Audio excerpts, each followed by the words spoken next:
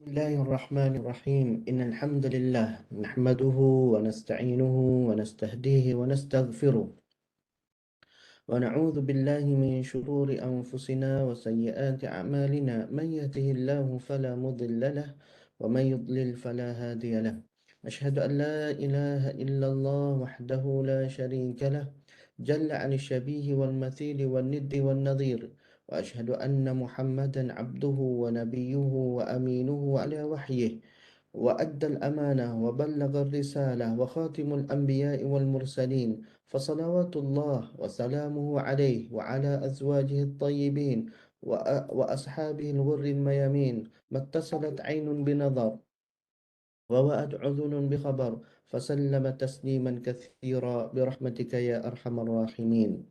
أهيئكم أيها أعزائي الطلاب والطالبات وعشاق لسنة رسول الله صلى الله عليه وسلم ومحبي لسيرة نبينا محمد صلى الله عليه وسلم بتحية الإسلام. السلام عليكم ورحمة الله وبركاته.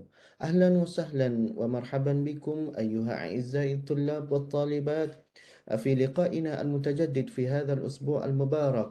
فإن شاء الله نأخذ الدرس الجديد وموضوع جديد عن سيرة رسول الله صلى الله عليه وسلم لمادة فقه السيرة نبينا محمد صلى الله عليه وسلم. فإن شاء الله في اليوم المبارك نأخذ الموضوع الإسراء والمعراج، وهو الموضوع مهم جدا في حياة رسول الله صلى الله عليه وسلم.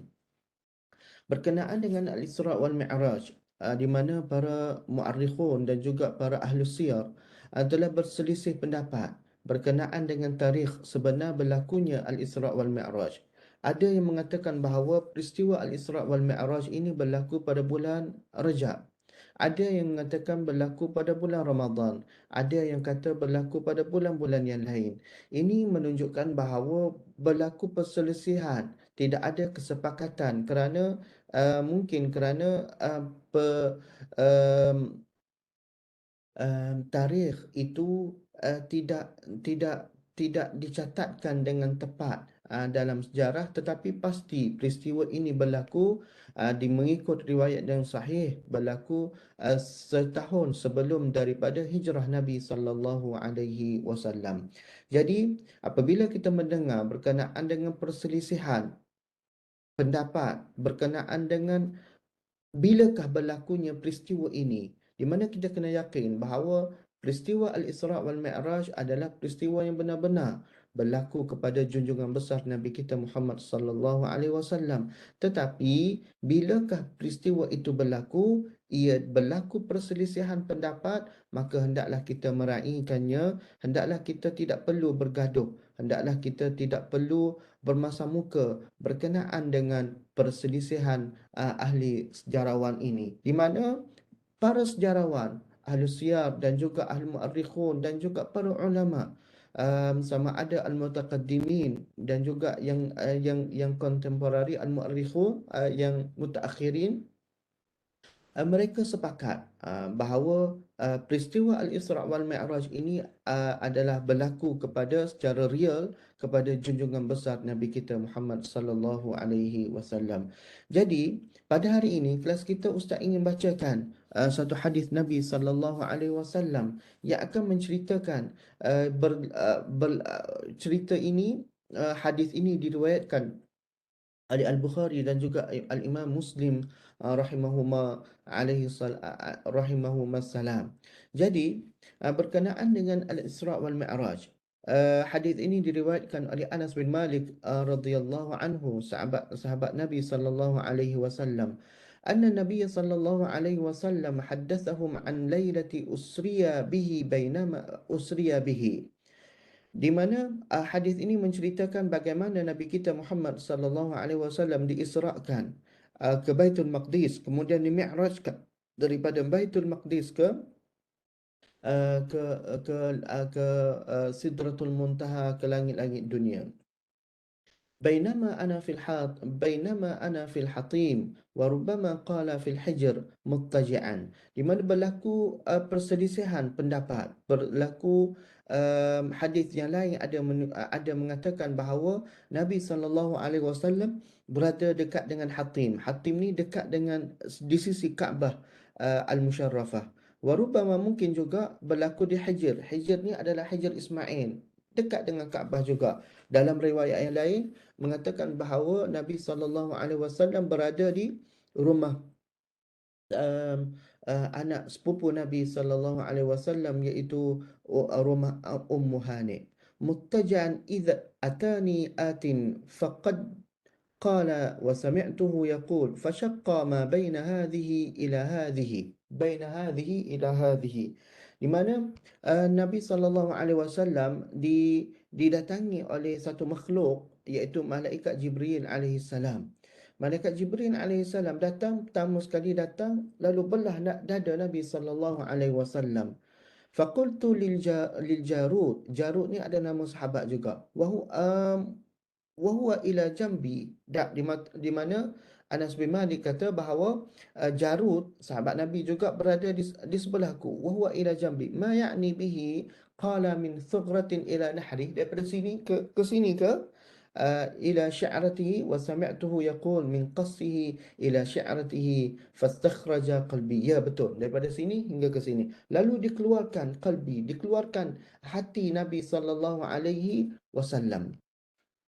Thumma utitu bitastin min dhahabin. Lalu diletakkan hati Nabi SAW dalam satu bekas emas.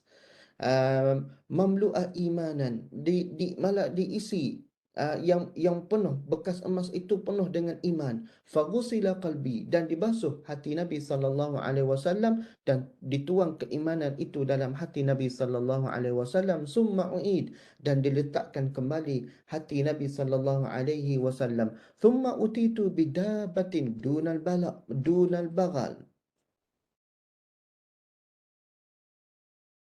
Didatangkan dengan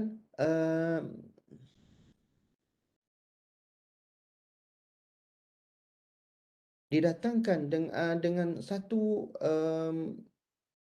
apa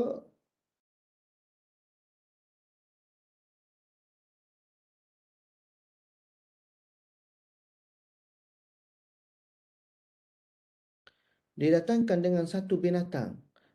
Bukan dunan bagal, seakan-akan bagal, bukannya himar, bukannya bagal. Wa fawqal himar, atas dia tu macam himar, dak kepala macam himar, abyad, warna putih. Faqala lahu Jarud, dan Jarud berkata kepadanya, iaitu kepada Anas bin Malik, wa huwa wal buraq ya Aba Hamzah. Jarud ini tanya kepada Abu Hamzah, iaitu Anas bin Malik, adakah ia buraq wahai Abu Hamzah? Qala Anas, ya. Qala Anas, na'am, ya. Yada'u khatwahu inda aqsa tarfihi fahumimtu alaihi. Di mana buraq ini adalah binatang yang sangat laju, di mana kalau dia melangkah tu, satu kakinya dah di saujana mata memandang.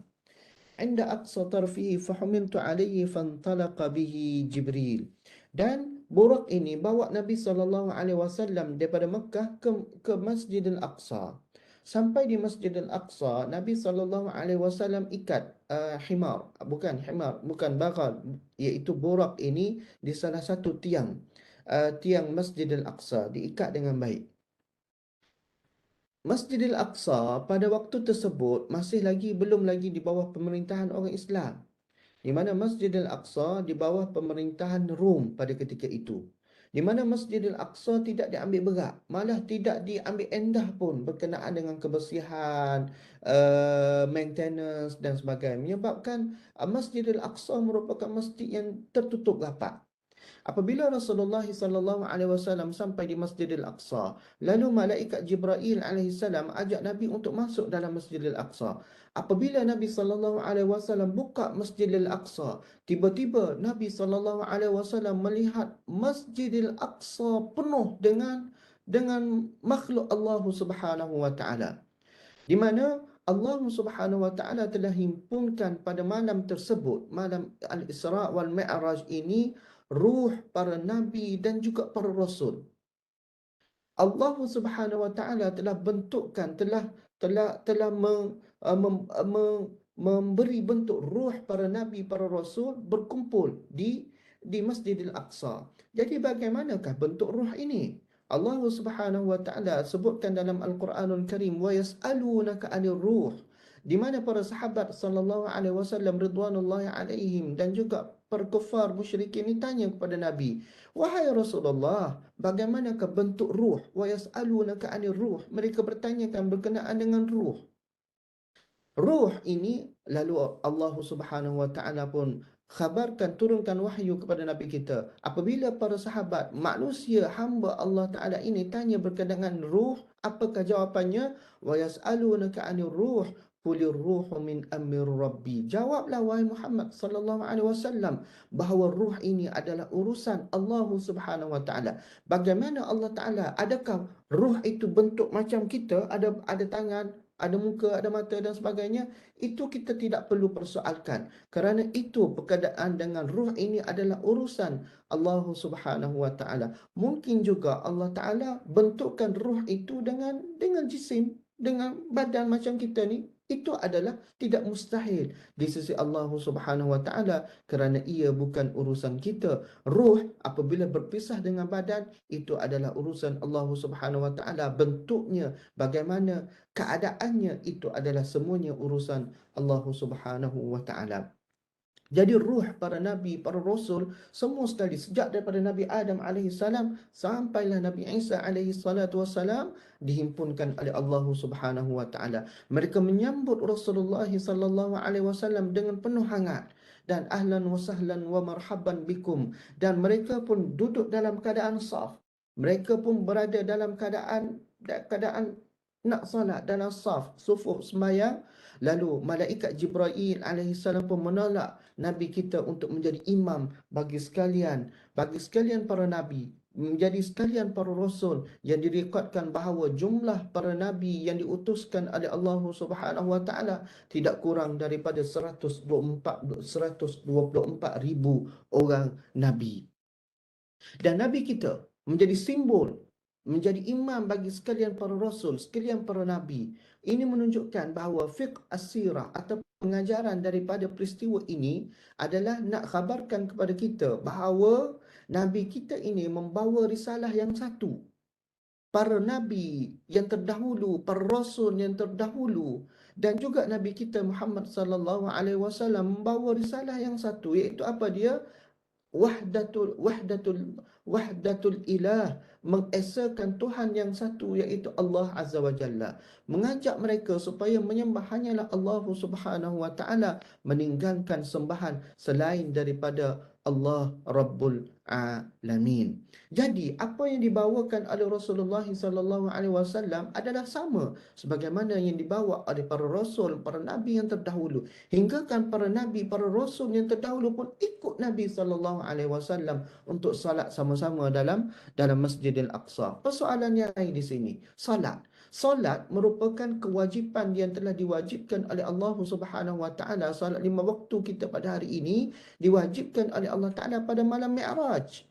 Sedangkan Mi'raj belum berlaku lagi. Apakah salat tersebut? Jadi salat ini telah kita bincangkan dalam kuliah-kuliah, dalam kelas, dalam pengajian yang lalu, bahawa apabila Rasulullah sallallahu alaihi wasallam diutuskan sebagai rasul, perkara yang pertama diajarkan oleh malaikat Jibril kepada Nabi kita ialah salat. Di mana salat ni telah ada dah pada umat-umat yang terdahulu.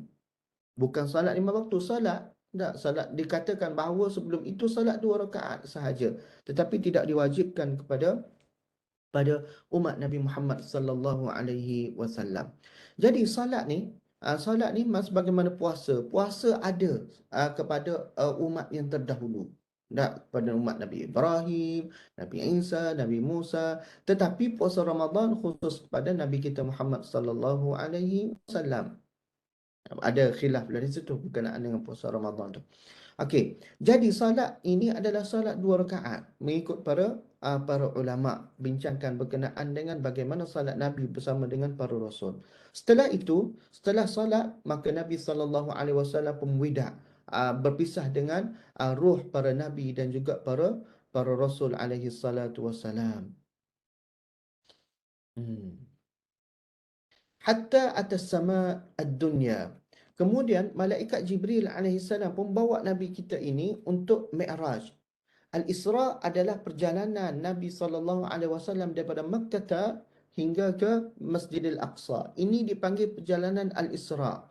Manakala Al-Mi'raj pula adalah perjalanan Nabi SAW daripada Masjidil Aqsa ke Sidratul Muntaha, ke Baitul Ma'mur, ke langit-langit dunia.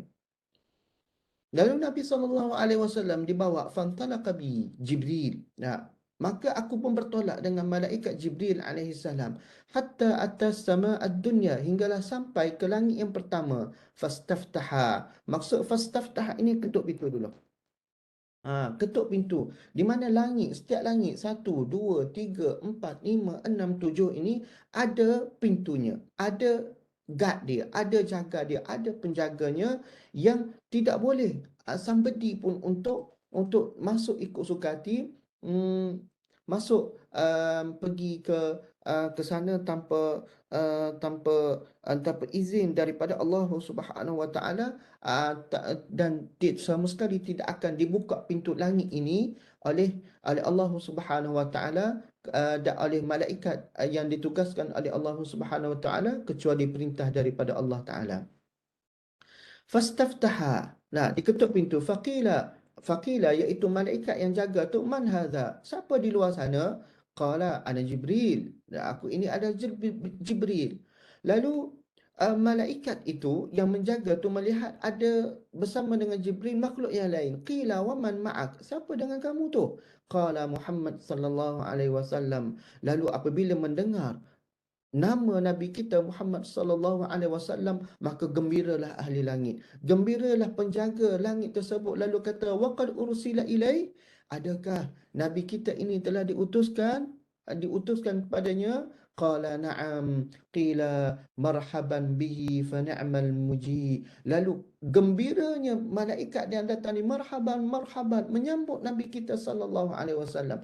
Bayangkan ahli dunia, peristiwa Al-Isra wal Mi'raj ini merupakan tasliyah, merupakan tasliyah, iaitu hiburan bagi Nabi kita Muhammad sallallahu alaihi wasallam. Bayangkan dakwah Nabi sallallahu alaihi wasallam di dunia pada ketika itu setelah kewafatan Khadijah binti Khuwailid radhiyallahu anha, dan juga pak saudara Nabi Abu Talib yang banyak menyokong dakwah Nabi sallallahu alaihi wasallam. Dakwah di Mekah setelah 12 tahun ni dah tepu dah. Dah tak boleh nak hogeh dah. Dah orang semua pakat menentang Nabi sallallahu alaihi wasallam, yang sebahagian kecil sahaja yang mengikut dakwah risalah Nabi sallallahu alaihi wasallam. Nabi pergi ke Taif, Nabi dihalau hingga kan berdarah habis badan Nabi sallallahu alaihi wasallam. Lalu Nabi sallallahu alaihi wasallam diberikan anugerah oleh Allah Taala. Ini anugerah yang sangat besar. Selepas Al-Quranul Karim, Al-Isra wal Mi'raj lah antara anugerah yang paling besar, yang paling agung diberikan kepada Rasulullah sallallahu alaihi wasallam. Malah peristiwa Al-Isra wal Mi'raj ini tidak pernah diberikan kepada makhluk-makhluk yang lain selain daripada Nabi kita Muhammad sallallahu alaihi wasallam. Hatta Ibrahim alaihi salam yang digelar sebagai Khalilullah, kekasih Allah Taala, tidak diberikan nikmat yang agung ini, iaitu peristiwa Al-Isra wal Mi'raj.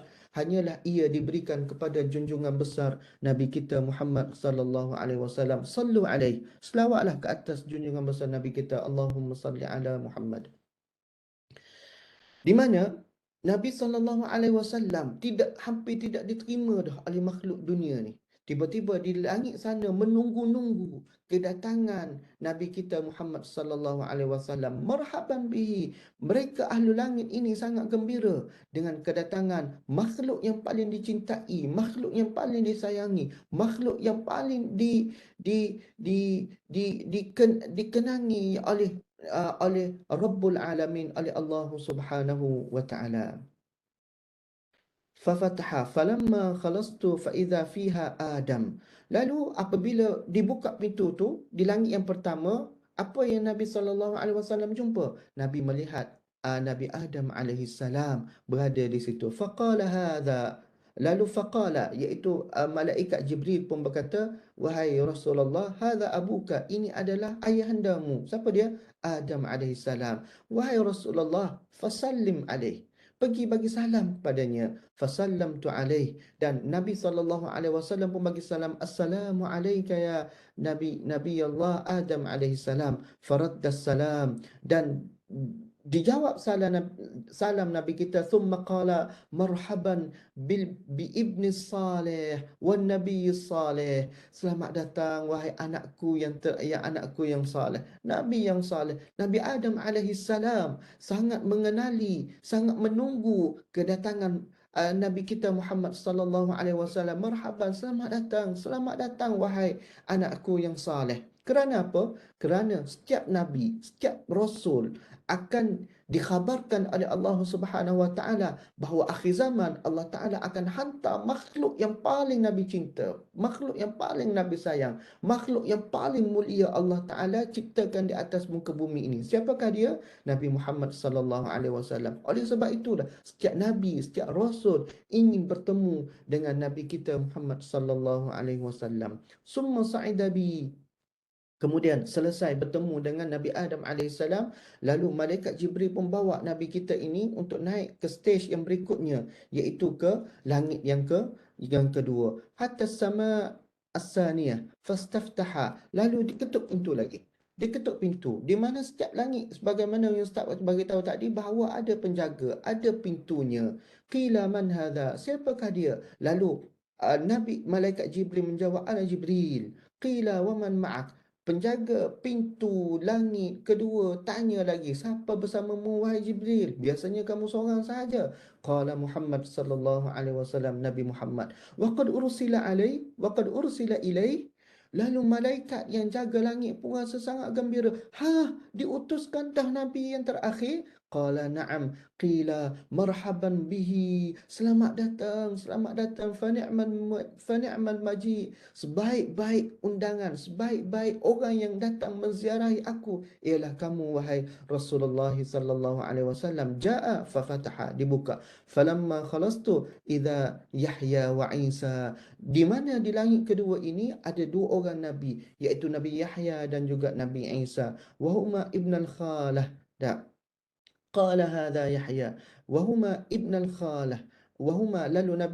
Lalu Jibril kata ini adalah dua anak pak saudaramu. Qala hadha, iaitu Nabi Yahya dan juga Nabi Isa. Fasallim alaihima, bagi salamlah kepada mereka berdua wahai Nabi Allah Muhammad sallallahu alaihi wasallam. Fasallamtu faradda thumma qala marhaban, selamat datang bil akhi salih, wahai saudaraku, wahai adikku yang saleh, wan nabi salih, dan nabi yang sangat saleh ini. Di mana mereka mengenali Rasulullah sallallahu alaihi wasallam. Kerana apa? Kerana Allah Taala telah mengkhabarkan, telah bagi tahu dah kepada mereka bahawa akhir zaman akan diutuskan sebaik-baik makhluk, iaitu Nabi kita Muhammad sallallahu alaihi wasallam.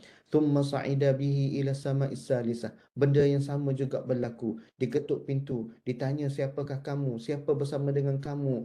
Lalu di langit yang ketiga ini ada di sana Nabi Yusuf alaihi salam. Fasallamtu alaih, dan diberi salam kepadanya, marhaban bil akhis salih. Sama juga sambutan yang sangat hangat untuk junjungan kita Nabi Muhammad sallallahu alaihi wasallam. Seterusnya ke langit yang keempat. Di langit keempat bertemu dengan siapa?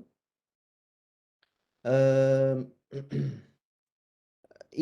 Nabi Idris alaihi salam. Kemudian naik pula ke langit yang kelima. Di langit yang kelima itu peristiwa yang sama juga berlaku, dan di sana ada Nabi Harun alaihi salam, dan Nabi Harun alaihi salam diberi salam, menyambut Nabi sallallahu alaihi wasallam. Dan naik lagi langit yang keenam. Di langit keenam pula, di sana ada Nabi Musa alaihi salam. Fasallamtu alaih marhaban bil akhis salih. Falamma tajawaztu baka. Dan setelah Nabi sallallahu alaihi wasallam naik ke langit yang ketujuh, baka. Baka siapa dia? Maka menangislah Nabi Musa alaihi salam. Qilalah ma yubkika, apakah yang menyebabkan kamu menangis wahai Nabi Musa? Lalu Nabi Musa menjawab, abki lianna ghulaman bu'itha ba'di yadkhulul jannah min ummatihi aktsaru mimman yadkhuluha min ummati. Di mana Nabi Musa alaihissalam menjawab bahawa ghulam, anak muda, aku ni tua, umur aku panjang, manakala Nabi Muhammad sallallahu alaihi wasallam ghulam, umur pendek aja, umur 60 tahun, 63 tahun sahaja, yadkhulul jannah, masuk dalam syurga daripada umatnya lebih ramai daripada umat aku yang masuk ke dalam syurga. Lalu masuk lagi, naik lagi ke langit yang ketujuh. Dan Nabi SAW bertemu dengan Nabi Ibrahim alaihissalam. Uh, Kemudian Nabi SAW naik lagi di atas langit yang ketujuh. Ada satu lagi stage, nama dia ialah Sidratul Muntaha. Fa idza nabquha mithlu qilalin hajar wa idza waraqaha mithlu adhanil fil.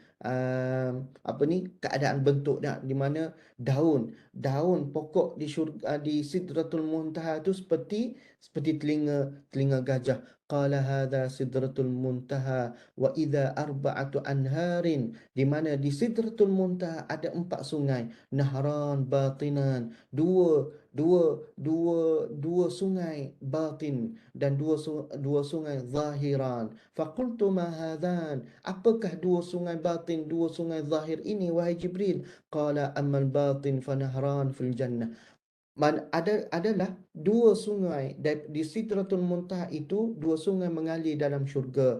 Manakala dua sungai lagi, wa amaz zahiran, iaitu sungai Nil dan juga sungai Furat. Nil di Mesir, Furat di Iraq. Thumma rufi'a li al-Baitul Ma'mur. Lalu dibawa lagi ke Baitul Ma'mur. Thumma utitu bi ina'in. Baitul Ma'mur merupakan Baitullah Azza wa Jalla di atas langit sana. Kaabah di dunia, manakala Baitul Ma'mur di ahli langit. Utitu bi ina'in, dan diberikan kepada Nabi sallallahu alaihi wasallam dengan dua bekas. Dua bekas, iaitu satu bekas khamar, iaitu arak, satu bekas daripada laban, iaitu susu. Wa ina'in min asal, dan juga satu inak lagi daripada madu. Tiga bekas diberikan. Fa akhastul laban, lalu Nabi sallallahu alaihi wasallam mengambil bekas daripada susu. Walaupun arak masa tu tidak diharamkan lagi, Nabi sallallahu alaihi wasallam tidak ambil arak, tidak ambil madu. Lalu Jibril menjawab, hiyal fitrah, itulah fitrah manusia, allati anta 'alaiha wa ummatuka thumma furidat 'alayya salawat. Dan Nabi sallallahu alaihi wasallam diangkat lagi hingga ke atas daripada Baitul Ma'mur, iaitu Arash Allah Subhanahu wa taala. Dan di situ malaikat Jibril alaihi salam tidak boleh pergi dah. Dan Jibril duduk di belakang. Kerana apa? Kerana tidak ada satu makhluk pun yang pernah diciptakan oleh Allah Subhanahu wa taala boleh melintasi sempadan yang telah ditetapkan oleh Allah Subhanahu wa taala, di mana sempadan itu hanya khusus untuk Nabi kita Muhammad sallallahu alaihi wasallam. Malah dalam hadis yang lain, Jibril mengatakan bahawa sekiranya selangkah sahaja aku melangkah melintasi sempadan tersebut, maka badan ataupun jasad aku akan dihancurkan oleh Allah Subhanahu wa taala. Lalu Allah Subhanahu wa taala, di situ Allah taala pun anugerahkan kepada Nabi kita Muhammad sallallahu alaihi wasallam dengan 50 salat. Gembira Nabi sallallahu alaihi wasallam menerima 50 salat daripada Allah Subhanahu wa taala, di mana ibadah sebelum ini diberikan, ataupun suruhan Allah taala sebelum ini diberikan secara perantaraan malaikat Jibril. Dan ibadat salat, 50 salat ini dianugerahkan oleh Allah Subhanahu wa taala kepada satu-satunya makhluk Allah Subhanahu wa taala yang pernah hidup di atas muka bumi ini, adalah di atas langit sana, di mana di situ tidak ada satu makhluk pun yang ada kecuali hanyalah Nabi kita Muhammad sallallahu alaihi wasallam. Faraja'tu famarartu ala Musa. Lalu sampailah di langit ketujuh. Sampai langit keenam, Nabi Musa alaihissalam tahan. Wahai Nabiullah, lalu Nabi pun bima umirta. Apakah yang diutuskan kepadamu? Lalu Nabi kita pun menjawab, umirtu bi khamsina salatan. Dianugerahkan kepada aku 50 salat kulla yaumin, setiap hari dan juga setiap malam. Qala inna ummataka la tastati'u khamsina salatan kulla yaumin wa inni wallahi qad jarrabtu an-nasa qablak وعالجت بني إسرائيل أشد المعالجة فارجع إلى ربك فاسأله التخفيف لأمتك. Lalu Nabi Musa alaihissalam kata, wahai Muhammad sallallahu alaihi wasallam, umatmu tak akan mampu untuk menunaikan 50 salat setiap hari. Kerana apa? Kerana aku telah mencuba dah.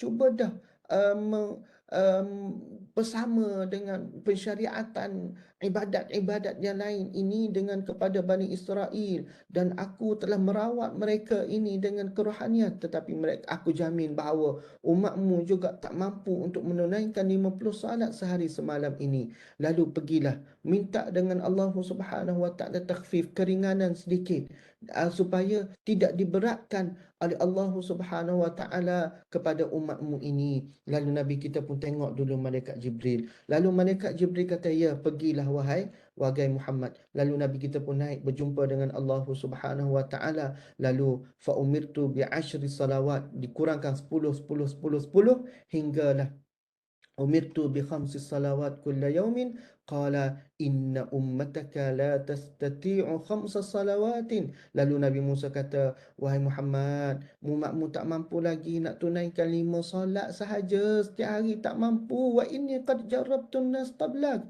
Aku ni telah cuba dah bersama dengan Bani Israel. Gilah minta lagi dengan Tuhanmu. Lalu Nabi kita sallallahu alaihi wasallam kata, sa'altu rabbi, aku telah memohon pengurangan daripada Allah Subhanahu Wa Taala, hingga kan istahya itu, aku rasa malu dah. Walakinni arda, aku telah redha dengan lapang dada, wa usallim, menerima anugerah daripada Allah Subhanahu Wa Taala. Falamma jawastu nada munadin. Lalu apabila Nabi sallallahu alaihi wasallam ucapkan sedemikian, lalu ada satu suara mengatakan, amdaitu faridati wa khaffaftu an ibadi. Lalu aku telah wajibkan kewajipan aku ini dan aku kurangkan daripada 50 kepada 5 dengan ganjaran yang sama, iaitu 50 salat. Inilah anugerah yang sangat agung dianugerahkan oleh Allah Subhanahu Wa Taala. Insya-Allah sahabat antum akan menerangkan lebih jelas lagi apa yang berlaku, peristiwa yang berikutnya berkenaan dengan Al-Isra' wal Mi'raj ini. Aqul qawli hadha astaghfirullahal azim. Assalamualaikum warahmatullahi wabarakatuh.